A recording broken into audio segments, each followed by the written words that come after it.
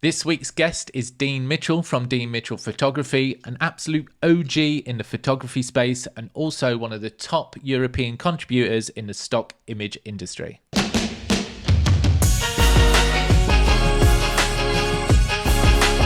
Dean, thanks for coming in, mate. We've worked together a few times now. We have. All three of us, in Yeah. fact, actually. Yeah, we have. So, right, who can we get in next? Because me and Mitch are running out of things to say. I was like, Dean's been around Scraping a while. the bottom of the barrel. Not at all. Not at all. Dean's been around a while. He'll have loads to say. yeah, And I know he can talk. So, Just we a wanted bit. I wanted to get you in, obviously, talk about what we've mentioned in the intro. But, give us a bit of background, like briefly how you got into, photography. Yeah. Okay, well, I started back in 1998. Well, it starts earlier than that, actually. I was 16 when I first did photography. I left school and did a college degree. College degree. It's far from a degree. I went to college. I attended. And failed miserably. Then there was a gap, and then I started to do photography through working as a cruise ship photographer. That's how I actually eventually started to take pictures. Travelled around the world for about 6 years, learned from other photographers, tried to better myself. And all through that, I was in touch with a photography company, a commercial photography company that I'd met when I was 16.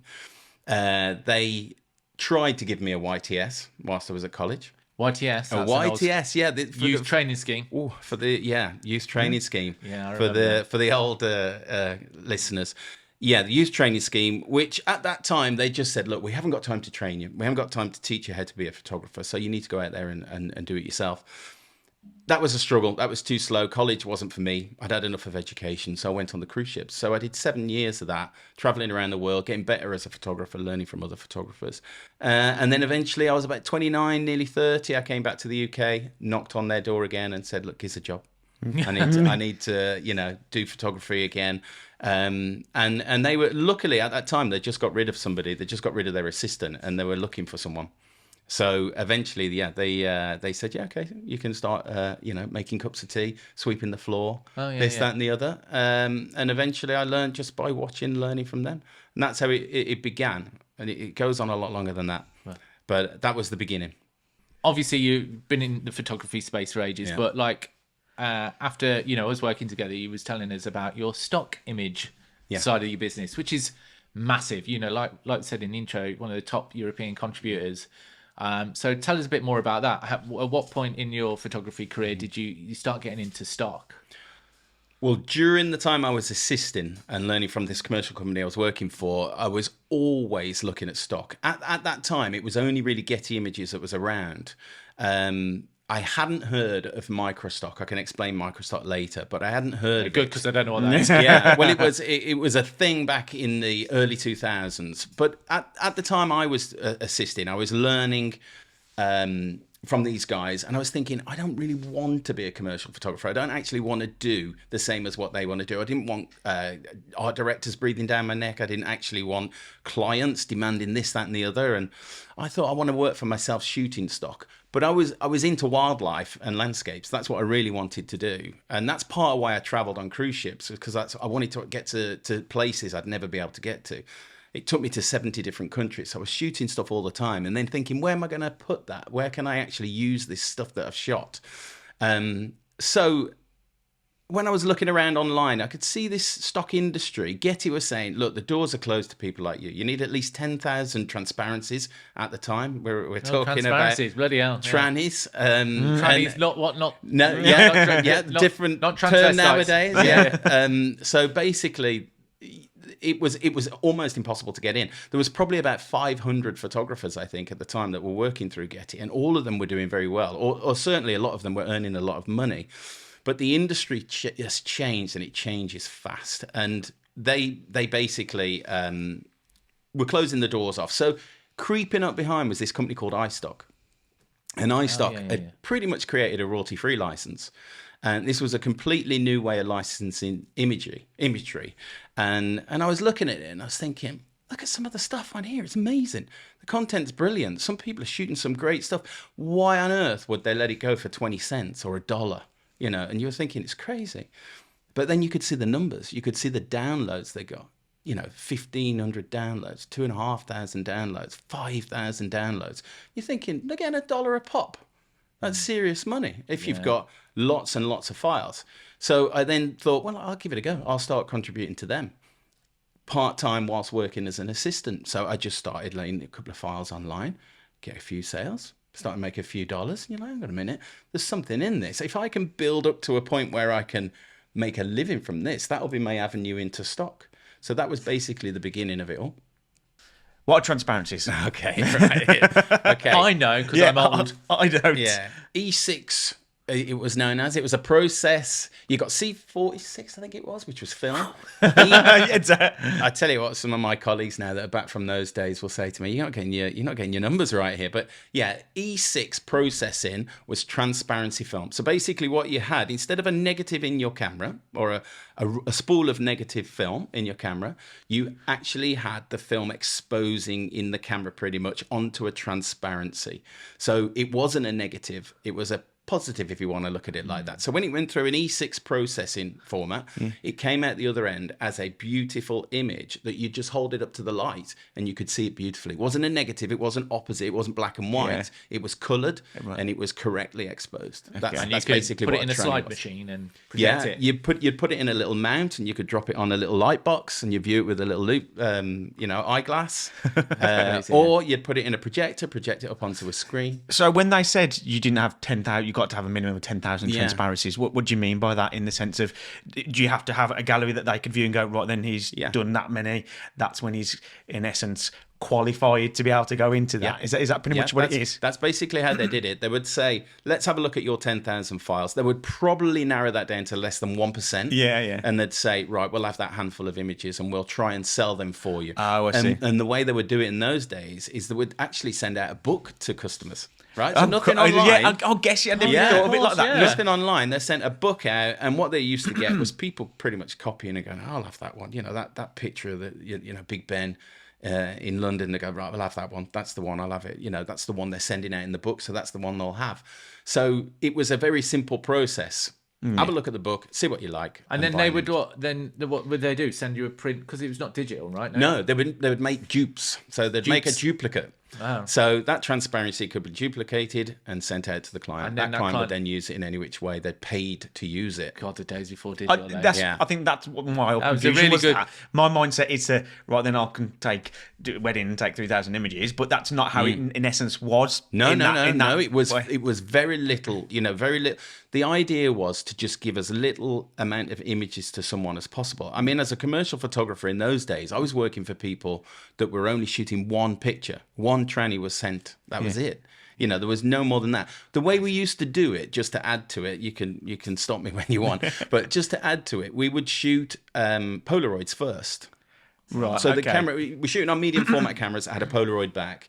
You'd stick that onto the back of the camera. You'd take your shot. You'd lit it the way you'd want it, which took forever. You'd light it with tons of light because everybody wanted apertures of like f8, f11, f13, f16. Christ. They wanted a depth of field that was pin sharp all the way through. So you'd have to light everything. And you would look at your Polaroid. You put your Polaroid under your arm for 1 minute. And you take it out, peel it out. It was very exciting. We'd have thousands of them all over the studio, just stacked everywhere. You take it out and you'd be like, oh, yeah, it's coming through. Yeah, that's lovely. No, it's not right. We need to tweak that light, turn it down by a third of a stop. Imagine that light. No live view to that aspect anyway. Yeah, it was a very time-consuming thing. And then what we used to have then was 2 runs. I was an assistant at this point. I wasn't a photographer, shooting my own jobs. But what would happen then, we'd have a courier that would run the transparency. When we were happy with that Polaroid, we shot it on tranny. It was then sent with a courier to then be processed through the E6 process. And normally, at the end of the day, we'd have it returned, or if not, the very first thing the next morning. That's mental, isn't it, really? Just how different that is to going, delete. Yeah, absolutely. Email. Because I've transitioned from analog or traditional photography into digital. It was amazing. What people wanted for their money when you went to digital was unbelievable. They were like, well, we can do that, can't we? We can do that in post, can't we? You're like, And so they wanted more. It was, they wanted to see hundreds and hundreds of images. And then, like, I don't know, you talk about your friends with weddings. They want to see thousands, don't they? They want to see thousands of images of themselves now. Where if you'd have done it on film, you couldn't. You had 36 on your roll. You shot the 36, put that in your pocket. I've only got 10 rolls for today. Or whatever you had. So that you were limited. Digital, you just keep going, don't you? Going and going and going. Till the car fills up. Till the car fills up. Yeah, till the car fills up. Yeah. So you mentioned, obviously, the attraction for you for stock was actually being your own boss 100%, no director over your shoulder telling you what to do. And, you just being like almost a camera monkey. I know you're not that. But so how does... Because I know that you do commercial photography. We've worked together, we say, we do food shoots, lifestyle stuff. I mean, it's great fun. But, how does that compare to shooting stock? Obviously, without the, the addition of someone directing. Yeah. It's not all that different, to be honest. But with commercial clients, 90% of the time, it's actually a slower process and a little bit more controlled. A stock shoot, or the way I certainly produce, can be a little bit chaotic. It's all about the stock industry. For anyone that's thinking about maybe getting into it and starting, it really is a numbers game. You've got to produce tens of thousands of files to make a living at it. So when you're on a shoot, you've invested your own money, and you have a producer, a makeup artist, a stylist, you have a runner, an assistant. This is on stock. This is on stock, and which you're paying for yourself. Not the client. The client's not paying for the models. Nope. No, you're putting that out and you're speculating to accumulate. So you've put that money up front. You're hoping you get a return on this, right? Yeah. And you think, I need to shoot like a lunatic to get the numbers in. It's numbers, yeah. It's numbers. I reckon nowadays, for me, just to maintain my income as it is, I need at least 4,000 high quality, finished, retouched stills and around about 1,000 to 1,500 videos a year. A year. Now, I'll go out to Cape Town and do a production, and I can come back with 150,000. Right. And that's usable. That's above the 4,000, or is that 150,000 shot? 150,000 shots on a hard drive that needs to be culled, that you've got to sit through, and I will sit through them for months, looking and narrowing them down to the 2 to 3% that gets kept. Wow. And then they get uploaded to a stock library that then potentially could cut them even further if they wanted to. So you go like crazy. With a commercial client, they tend to say, we have a specific thing, as you know. We've gone on to shoots where they say, look, we're on a spa day. We've got a couple that are doing this. They're celebrating in some occasion in their room. Then they're going to be down in the pool. Then they're going to be having a massage. And you go, right, okay, we've got 6 shots essentially in a day. We've got 8 hours to do it. Mathematically in your head, you do the maths. You go an hour and so much per shot. And we've got to move kit. We've got to light it. We are moving relatively quick, but we know we're only working on one image. Stock, I tend to use minimal lighting. It's reflectors, you're bouncing light, using polyboards or, sun bounces or whatever it is.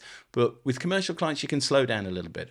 Food, on the other hand, is wonderful because you've got someone that's cooking and that can take them forever. It can take 3-4 hours. And you might do 3 shots in an entire day. Crazy, so you slow it right down. And I can spend the time just fine-tuning and making that shot beautiful, which is the way you would rather work than a crazy fast pace. It's worlds apart then, really. Yeah. I think the daunting thing for me is like, imagine putting all that money up. You shoot a load of stuff and then nothing sells. I did a shoot in lockdown. Cost me £25,000. Wow. And it hasn't I even... nearly felt sick. Yeah, it hasn't even reached halfway. And we're 2024, it'll never break even. And that's the sad aspect of it. And like I say, I produce in Cape Town. Over there, I can reduce my costs. There are all sorts of other things that are very appealing about that, one being the weather. And what you can shoot. And then here in the UK, in the middle of lockdown, there was limitations. There's only so much I could do. People were charging a premium for their services. So I'd hire one of you guys, a video operator and a focus puller, because we're shooting on red. So we're trying to get 8K footage that once it's finally clipped, it's a 4K piece, but the 8K is there for whenever 8K is needed. So it costs a lot of money, and if you just don't get it right, or there are a few top sellers in it, but 90% are not selling, then that's bit of tough luck. It's all based on research. You've thought it through. You've looked at what customers want. You've looked at what Getty are demanding, and there is a pattern to what sells. Right. And if you haven't ticked all the boxes and it doesn't work, it just doesn't work. There is a science behind it, but there also is some luck involved. Yeah, you just casting a net and hoping you get something. Yeah, I've done shoots where I've only spent a few thousand on it, and it has made huge amounts of profit.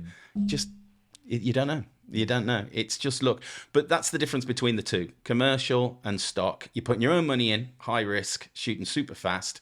Commercial client, a lot slower, and you know exactly what they want. So it obviously sounds like a lot more high risk, challenge wise, is there any more challenges within the stock industry than, commercial photography?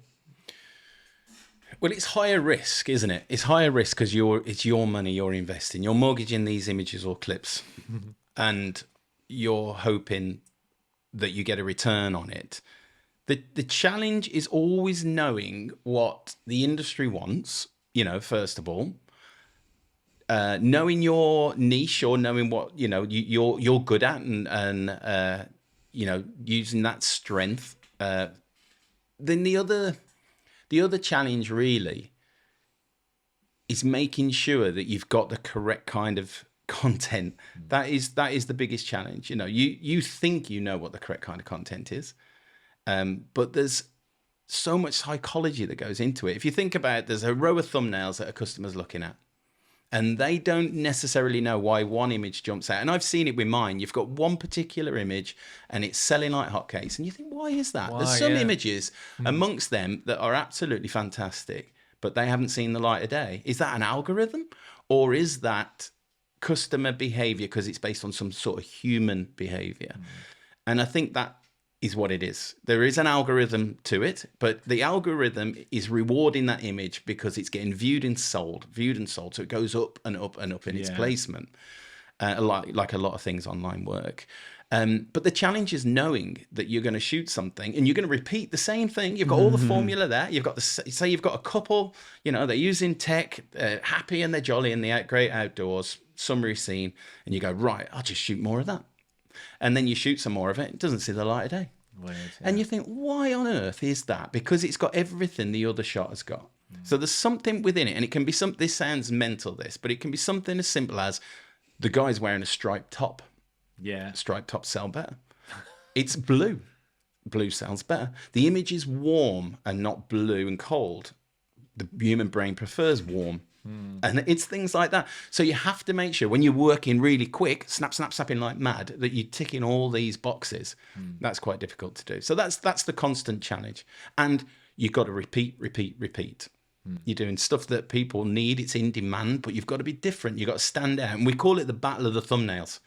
Yeah. So if you're looking, it's a bit like your thumbnails if you on this channel, isn't it? Your thumbnail's got to jump out, hasn't it? Yeah. So our images have to jump out, and they have to jump out amongst a lot of good stuff. Yeah, it's definitely a battle I'm suffering with the thumbnails. I take care of that, and you change it, and you get one, and you think, oh God, that did really well. I'll copy that, and then next week, click-through rate goes right down. You're like, but it's pretty much the same image. Why? I don't get it, and it's frustrating, isn't it? Very frustrating. That one you'd be proud of, and you think, that stands out to me. No, 2% click. It's the same. It's exactly the same thing. And you can look at, you'll do a shoot and you'll narrow your list down to, a usable 50 shots or something. And you'll go, I know which one's the top seller. Yeah. That one there has ticked all the boxes. That's an amazing image, right? That one doesn't necessarily sell. And the one you least liked seems to get. I can do that with like some videos we post. I think, I'm not going to post this. I'm not really happy with it. And I think, sorry, it's content. I post it and then I get the most engagement on it. I'm like, but this is not my best work. Why is that? Why do people like this one more? I think we're kind of looking at it as a creator's mind. Right? You're seeing the imperfections, but your Joe Blogs is liking something in that video that you're not even thinking about because you're saying, well, the lighting wasn't great. I'm not so sure on the edit, but then your audience are going, I love it. Yeah, they don't even notice those things. They don't. Well, it certainly is the way with what I do. It doesn't necessarily have to be technically perfect. in terms of, that's a beautiful lens, great aperture they use. Depth of field is amazing. The bokeh. Yeah, look at the bokeh effect in that, or bokeh as I say. Bokeh, yeah. It's like, you can ask people in their comments to say whether it's bokeh or bokeh. Is it bokeh or bokeh? Start a debate. Yeah. But yeah, you just don't know why it is like that, and that is the most frustrating and challenging part. AI's been kind of hot topic, hasn't it, for the past year, 6 months, however you want to take it. How do you see it affecting the creation of stock footage in the future? Ooh, it's a big one, and I think it's making people nervous now. The one thing I have to say though about this industry is there's one consistent with it, and that's change. I mean, I've never known anything quite like the change that we've gone through. I've been doing it 15 years, and you could never sort of think, oh yeah, this is it now, we're all right, we can rest on this. And no, it changes all the time. AI is just another thing, another hurdle. I don't think we should be afraid of it. I don't think we should go, right, that's it now, I can't see my future in this. I remember that happening with people, because I was around when film was around, when digital came along, a lot of photographers quit. They gave up. They didn't transition into digital. Me personally, I was like, thank God for that. It's like none of this silly Polaroid nonsense anymore. It was like, now you can see your instant result. Yeah, you look at the back of the camera and you go, right, okay, tweak that slightly. Now I know my exposure is correct. I think AI is just going to be another thing. It's not going to necessarily completely take over, but it's going to take a massive chunk out of it. It's going to hit us hard. Now Getty have introduced their own platform. Within the last few months, even though they said they weren't going to buy into it. Remember, they put a statement out saying, "No, we won't. Won't be involved in AI." And they were like, "Oh, leaving a lot of money on the table here." I think we knew from what they were saying was the contributors aren't going to be allowed to contribute AI. But we will have an AI platform that we will offer to our customers. Now, that's where the challenge is for me and people like me, is you could go to Getty now and say, I've seen it recently, actually. There was an advert for one of the travel companies online. It was an Easter advert. So what did they create? Bunny rabbits, Easter eggs on a beach. So you got bunnies making sandcastles on a beach, AI generated. And you look at it and you go, I can see it is. It looks ever so slightly like an animation, like a drawing or something. Yeah, they kind of look a bit smooth. A bit smooth, exactly. But I have seen some results that blow your mind, and you go, that is incredible. And if you're savvy at writing the actual text and you're pretty good at it, then you can create some beautiful content. Some of my peers are producing amazing stuff. So you've got to lean in. You can't lean out. You've got to lean in, and you've got to study that part of the industry, and you've got to start finding your way of making a living through it, I think. So, it's going to have a massive impact. What is yet to be seen. It's already, it started, and in a very short space of time, I wouldn't even say 6 months, those bunny rabbits are going to look real. They're going to look like real bunny rabbits, and there'll be video versions of them too. So it will give customers another option. But I do honestly think we might have a full circle thing with some customers where they go, do you know what? I just want something that's been shot specifically by a person more than typing this nonsense into whatever it is they're using, Midjourney or whatever it is they're using, or Getty's own stuff, and then going, I'm not getting the result I want. I'm not going to waste my time. And I'm not going to put a department into the business to do this. So let's just get something from stock. To me, there's only so much you can go with text prompts, I think. And it's exactly what you say, is the fact that I know is I might have an image in my mind, put it into a text format to kind of explain to the AI exactly what I want. I can do it until I'm blue in the face, but it might not be quite what I want. Whereas if I then get onto the physical side of it, where I then help develop that, we'll then go to that you could, rather than it just being AI generated, you've got super bespoke. Yeah, exactly. And I think, like, you're right, that's what it could go back round to. Yeah, and that's why I do what I do in my business. I'm a stock photographer and I'm a commercial photographer. I offer both. So if you can't find, because I hear all the time from clients, stock is rubbish. You can't find what you want. Yours isn't, though. Right? So that's the point, isn't it? My account is a cork in the ocean of millions, hundreds of millions of files. So you can find good stuff if you're willing to spend the time. So Getty offer services where you could say, we're a company, we're a finance company, and we need people in lifestyle situations using tech and paying for goods, right? And they'll go, send that brief out to the community. I'll look at the brief and go, can I shoot it? So that's the same thing that they're offering. They're going, right, we want something specific. We don't want to actually look through all this content of millions and millions of files to end up going, we haven't found what we want. And it took us weeks. And they're going, well, we'll send our contributors out to get something specific for you. So clients are going to go, what can we generate through AI? There's going to be individuals that go, I'll do that for myself. I'll create something. There's going to be bigger companies that are constantly producing stuff through it. And then Getty will be going, we can create something for you. But it'll be a branch and a part of this business. It'll hit me. It'll hit people like me quite hard. Would you say it's like impacted you in any way yet? Have you seen a decline or? Yeah. Well, the thing with my business, like I said, it's the one constant is change. I've seen times that have been very, very good, and then they've drastically dropped, and I can't quite work it out. Now, maybe there's something in the change of ownership of the business, or there's new CEOs have come in and they want to stamp their whatever on the industry, and they make massive changes, and that has an impact on me as a contributor. Now I've seen a 40% drop since COVID in my earnings, a 40% drop, and that's a mixture of a few things. It's a mixture of a few things. It's not being able to consistently produce as much because I couldn't travel. And I didn't have the funds. If you imagine this kind of industry, you're putting money up front, and then you're hoping you sell. If you have a shoot like I did that cost you £25,000 that didn't return in lockdown, you haven't replenished your money, and you haven't got a pot to shoot again, right? So I couldn't produce as much as I was producing. So that had an impact, because I have to, like I say, I must at least produce 4,000 files a year, and they have to be different, unique, and high quality to just maintain what I currently earn, not increase it. That's graft. And it's hard graft. It is, honestly. Anyone thinking of actually starting it, they'll go, oh, stock's easy, man. I don't want to do stock. Well, that's rubbish. I'm telling you now, the ones that are doing it well, the people at the top end, work hard for their money. And there's not enough love for them out there, to be honest.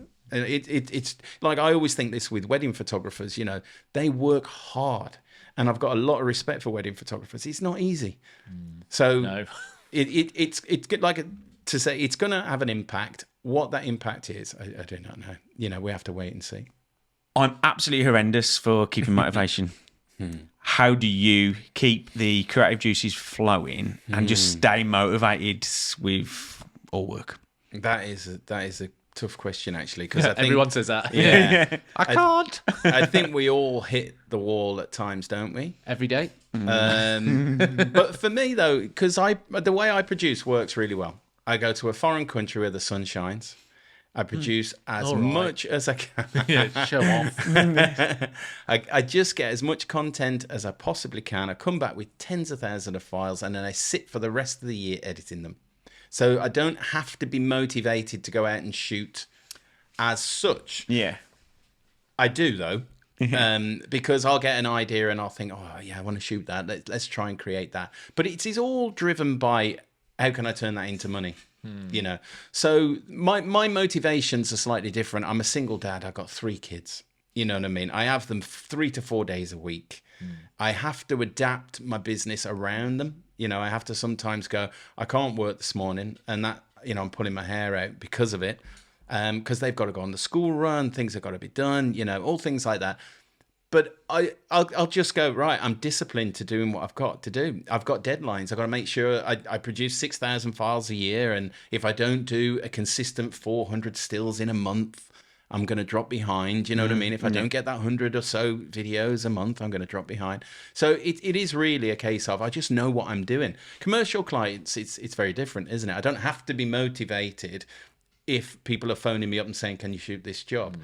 Now, I don't go looking for clients. I don't actually send out daily emails or anything like that. My website is, where most people come through to me.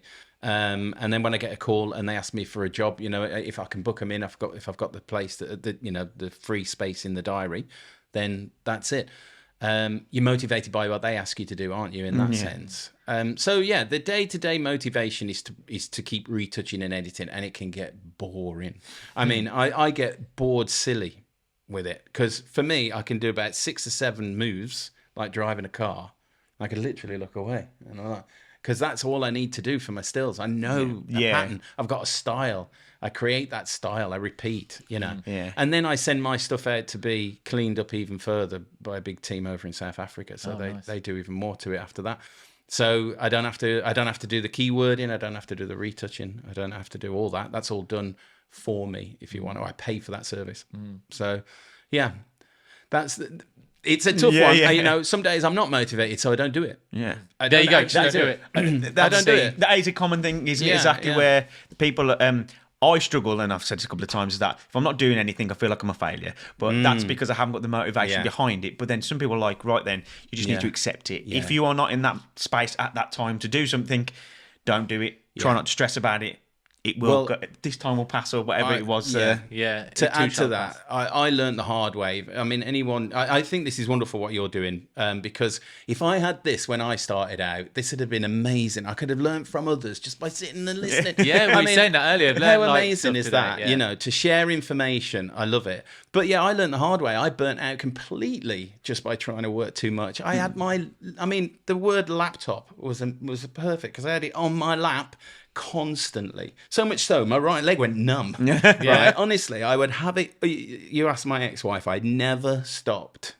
24/7. I lived for stock, trying to study. How did they do it? I'd look at images.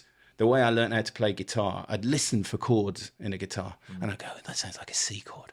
I'd look at images and I'd go, right, that dude has definitely used an aperture of around about f2.8, right? And I'd look at it and I'd go, wonder why he's done that. And I'd be like, the shutter speed on that seems a little bit odd. He couldn't have used flash. That's way too fast. It wouldn't have synced. Obsessively watching and looking and learning. If I wasn't edited and retouching them, I was studying other people, why they did it, what sold, why is that selling? I don't understand. And I did it constantly, and then completely burnt out. And you've got to avoid that. You've got to find the balance. So if I'm not motivated now, I go, right, screw it. I'm going for lunch with my missus. Yeah. I live in a nice little town where it's just outside the front door, just go and have a coffee, walk away from it. And then I often say to her, I'm going to flip the day upside down. I'm having a slow morning. And then after we've done all our nice stuff together, we'll go. We're talking about we'll go back to work. One of our other guests, Sam, was saying the same. Like, he prefers the later end, and a lot of your days start at 1 p.m. You're at home doing stuff with the kids, with Bev, whatever, and then he comes. You say you'll come here, won't you? And then head it to like 7 o'clock or however it works, and it kind of seems to fit for me. Whereas my personality, I don't know my personality, but I feel like I kind of get up and I'm like, right then, I can't get straight into it. I need to get time, a few things to do to clear my mind, and then I'm work. But this is, I've got a whole routine I do in the morning. It's got nothing to do with work. It's all to just keep myself mentally healthy. So I do that before anything else. But that is kind of to do with work, because if it's setting your mind up to get into it, then I guess it's like a pre-prep. But I think going back to the motivation thing, I was thinking about, like, we shot a project a couple of weeks ago for the Burnt Chef project and Talent Hive, and I've never been more excited to get into that and edit it, because it was really interesting to me. And I think the times that I'm struggling with motivation is because I'm not that invested in what that video is about. Like that, we shot the first day. I got home. We went back with my mate James, who was staying by, the creative director on the project. And we edited till like 10 o'clock. We're like, we were excited. And we're like, let's do this, let's do that. And the next day we finished off, had about half day. I went home, pretty much edited 95%, because I was fired up for the project. It interested me. And you can't be fully invested in every job you take on, because sometimes, you just got to put money on food on the table. Money on the table if you want. If you got kids, well, that's the way it is. Gets taken off. Cheers. But it's definitely for me. If I'm really invested in that video, then I'm straight in it. Well, new content for me always excites me. I'm always like, I'm going to get on with editing this. I want to see what result I can get. I love to see how I've gone from what I shot to what I've completed, and then I go, right, now I've got to repeat this 10,000 times. That's boring. So that first initial part is great, but to motivate yourself it's a day-to-day thing. one question I love asking people, and it's not just on this podcast, is like, if you could go back in time and give yourself one piece of advice, what would it be? Do I sound like a movie announcer? Sure, we'll go with that. Yeah, like I wouldn't necessarily myself want to change anything in the past, because that's what created, where I am today. But if you could go, damn, only if I'd have known this one thing, what would it be? Slow down. That I think from the brakes. Yeah, I think from a young age I've been in a crazy rush to reach a certain point that I've never been able to reach. Do you get what I mean? It's an unreachable summit. So you're trying to get here, and the summit moves. Yeah. What the hell? Why? It's like that rainbow. You know what I mean? Can't get to the end of that rainbow. Yeah, exactly. Just like that. So for me, I think slow down. Just slow down, because that. Enjoy the journey, man. It's really cliche. It is a cliche, isn't it? But try and be in the moment is definitely something. Because like I'm shooting away. I've got a shoot plan, and I can't see it sometimes. It's there in front of me, and I go, I cannot make that out. I plan that for weeks. Yeah, and I've got pictures, not just words, but I got pictures. It's simple. Do that, and I go, where am I? I don't know what I'm doing, because my brain is fried. And when I first started, I had to do everything. I had to be the director. I had to be the assistant. I had to do everything, style, trying to tell people to wear the right clothes and everything, then get into shooting. It's all crazy rush. And you're thinking, I've got these people for 8 hours. I need to get thousands of images. And it's just a mad, mad, mad rush. And then you're editing, let's get them online as quick as possible, because the longer on my hard drive, I'm wasting money. They've got to be online. And it's rush. Yeah. Just knackers you out, man. I mean, you wouldn't think I'm only 22. Do you know what I mean? Big paper round. So I'd say slow down. Just slow down. It is a numbers game, what I do, but it is really about quality as well. Just create more quality and enjoy it. Yeah, cool. Well, Dean, we'll wrap it up there. Thanks for coming on, mate. No, thank you for having me. Every guest we have, it's like there's a little light bulb. You think, that's great. Yeah, we're learning stuff. So to everyone at home, thanks for watching. If you don't subscribe to the channel, please do. Thank you. And we'll see you next week. Nice one. Yeah, it's great. Legends.